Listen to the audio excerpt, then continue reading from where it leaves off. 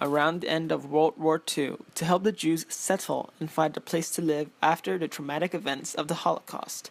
The Jews were allowed to settle in Palestine. After thousands and thousands of people moved there, the conflicts started to arise between the Muslims and the Jews.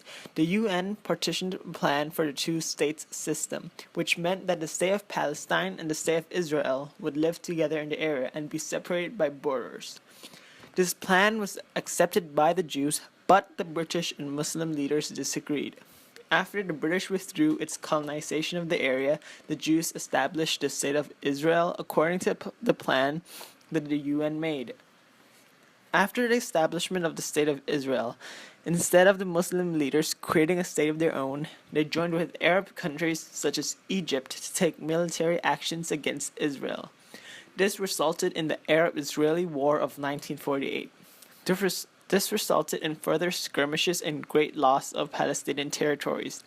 In the end, Palestine was able to declare independence and become a state in 1988. As recent as 2015, around 70% of members in the UN have recognized the state of Palestine as a legitimate state. Both sides have their own viewpoints and reasons for their case. The Palestinian story focuses on the victimhood, their suffering, and dispossession of their land. The stories of the Israelis, on the other hand, focuses on the deep attachment that the Jews have with the land.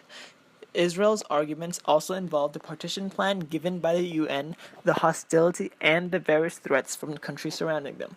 Underlying all this is the trauma of the Holocaust, which was the reason the Jews were allowed to live in Palestine in the first place.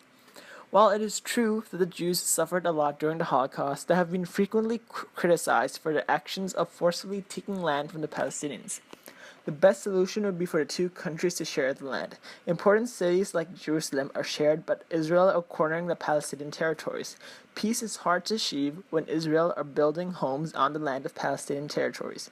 The Palestinians have lived on that land for a long time, and even though the Jews have a deep attachment with the land, the area is important to both nations.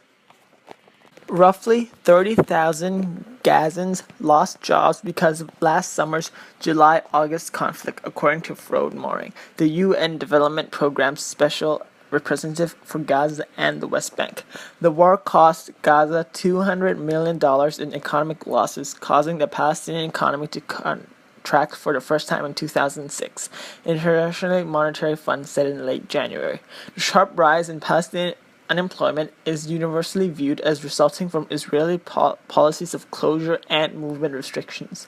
The economic situation in Gaza has been devastated by an air, sea, and land blockade that Israeli officials say was designed to keep Gaza indefinitely on the brink of collapse.